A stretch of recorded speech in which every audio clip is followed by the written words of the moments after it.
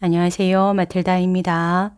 오늘도 이어서 하느님이시요 사람이신 그리스도이시 읽어드리겠습니다. 책과 저자 소개가 궁금하신 분은 동영상 아래를 참고하세요. 공생활 둘째 해 37장 백부장의 종을 고치시다. 예수께서 시골에서 오셔서 가파르나움으로 들어가신다.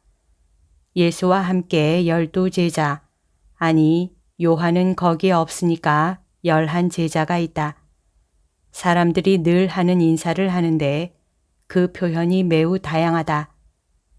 어린이들의 아주 순진한 인사에서부터 약간 수줍은 여자들의 인사, 기적을 입은 사람들의 넋을 잃은 인사, 이상 야릇하고 빈정거리는 인사에 이르기까지 온갖 취미의 인사가 다 있다.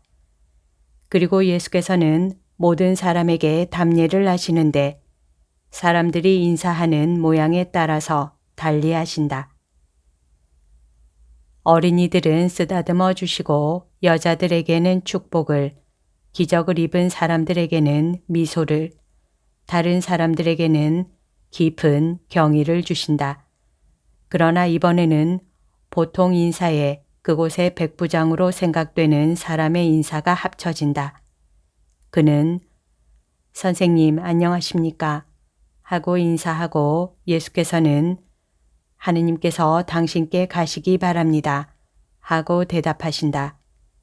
이 만남이 어떻게 진행되려는지 보고 싶어서 군중이 가까이 오는 동안 로마인은 계속해서 말한다. 선생님을 여러 날 전부터 기다렸습니다. 산 위에서 선생님의 말씀을 듣던 사람들 가운데에서 저를 알아보지 못하시겠지요. 저는 평복을 입고 있었으니까요. 제가 왜 왔는지 묻지 않으십니까? 그것은 묻지는 않겠습니다. 나에게서 무엇을 원하십니까? 우리는 모임을 가지는 사람들을 감시하라는 명령을 가지고 있습니다.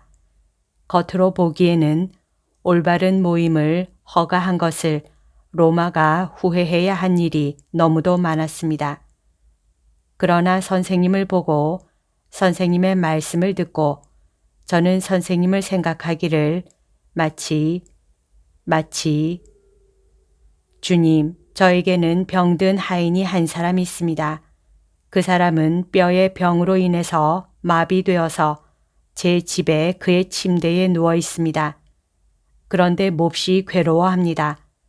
우리 의사들은 고치지를 못합니다. 저는 선생님의 동족 의사들을 청했습니다. 이것은 이 지방의 상한 공기에서 오는 병이라 이곳 의사들이 물이 바다의 모래로 스며들기 전에 괴어있는 바다의 열이 있는 땅에서 자라는 풀을 가지고 그 병을 치료할 줄을 알기 때문입니다. 그러나 그 사람들은 오기를 거절했습니다. 앓는 사람이 성실한 하인이기 때문에 이것이 대단히 고통스럽습니다. 내가 가서 고쳐드리겠습니다. 아닙니다, 주님. 저는 그렇게까지는 청하지 않습니다. 저는 선생님네들이 보기에 쓰레기 같은 이교도입니다.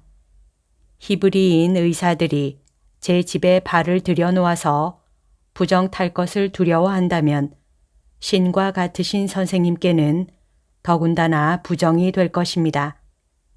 저는 선생님을 집에 모실 자격이 없습니다. 그러나 선생님께서는 존재하는 모든 것에 명령을 하시니까 여기서 한 말씀만 하셔도 제 하인이 나을 것입니다. 저는 카이사르를 비롯해서 많은 권위자들에게 복종하는 사람입니다. 그래서 제가 명령받은 대로 하고 생각하고 행동해야 합니다.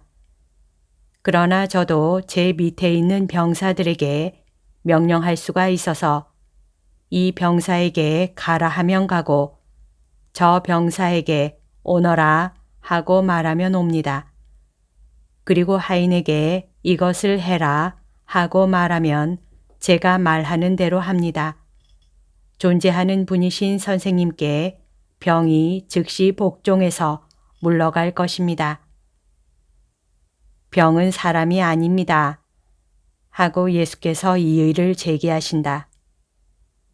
선생님께서도 사람이 아니십니다. 그러나 또한 사람이기도 하십니다. 그러므로 자연의 힘과 열병에도 명령하실 수 있습니다. 모든 것이 선생님의 능력에 복종하니까요. 가파르나움의 유력자들이 예수를 따로 불러서 말한다. 저 사람은 로마인이지만 말을 들어주십시오. 저 사람은 우리를 존중하고 우리를 도와주는 좋은 사람이니까요. 저 사람이 회당을 지어주고 병사들에게 경외심을 가지게 해서 안식일 동안에 우리를 비웃지 못하게 한다는 것을 생각하십시오. 그러니까 선생님의 도시를 위해 저 사람에게 그 은혜를 베풀어 주셔서 실망해서 화가 나지 않게 하시고 우리에 대한 애정이 미움으로 변하지 않게 하십시오. 예수께서는 유력자들과 백부장의 말을 들으신 다음 미소를 지으시며 백부장에게로 돌아서시면서 말씀하신다. 앞장서십시오. 내가 가겠습니다. 그러나 백부장은 다시 말을 시작한다. 아닙니다, 주님. 말씀드린 것과 같이 제 집에 들어오시면 제게는 큰 영광이겠습니다마는 저는 그럴 만한 자격이 없습니다. 한 말씀만 하십시오. 그러면 제 하인이 나을 것입니다. 그러면 그렇게 되기를 원합니다. 믿음을 가지고 가십시오. 이 순간에 열병이 물러가고 생명이 그의 지체에 돌아옵니다. 선생의 영혼에도 생명이 들어가게 하십시오. 가보세요. 백부장은 군대식 경례를 한 다음 몸을 굽혀 인사를 하고 나서 물러간다. 예수께서는 그가 떠나가는 것을 바라다 보시다가 그곳에 있는 사람들에게 몸을 돌리시고 말씀하신다. 분명히 말하지만 나는 이스라엘에서 저만한 믿음을 만나지 못했습니다. 오, 그러나 이것은 참말입니다. 어둠 속을 걸어가던 백성이 큰 빛을 보았고 죽음의 어두운 꼴에서 살고 있던 사람들에게 큰 빛이 나타났다. 또 이런 말도 있습니다. 메시아는 나라들 위에 그의 길을 높이 쳐든 다음 그 나라들을 한데 모을 것이다. 오, 내 나라, 정말 너에게도 수없이 많은 사람이 몰려올 것이다. 마디안과 에파의 모든 쌍봉 낙타와 단봉 낙타들보다도 사바의 금과 향을 가지고 오는 사람들보다도 세다르의 모든 가축대와 나바이옷의 순양들보다도 너에게 오는 사람이 더 많을 것이고 바다의 백성들과 여러 나라의 권력이 나에게로 오는 것을 보고 내 마음이 기뻐서 후련해질 것이다. 섬들이 나에게 경배하려고 나를 기다리고 외국인의 아들들이 내 교회의 벽을 쌓을 것이며 그 교회의 문은 항상 열려 있어 왕들과 나라들의 권력을 받아들여 나를 통하여 그들을 거룩하게 할 것이다. 이사야가 본 것이 실현될 것이다. 여러분에게 말합니다만 동쪽과 서쪽에서 많은 사람이 와서 하늘나라에서 아브라함과 이사학과 야곱과 함께 자리를 차지할 것인데 나라의 자식들은 바깥 어두움 속으로 내던져질 것이고 거기에는 눈물과 이 가는 소리가 있을 것입니다.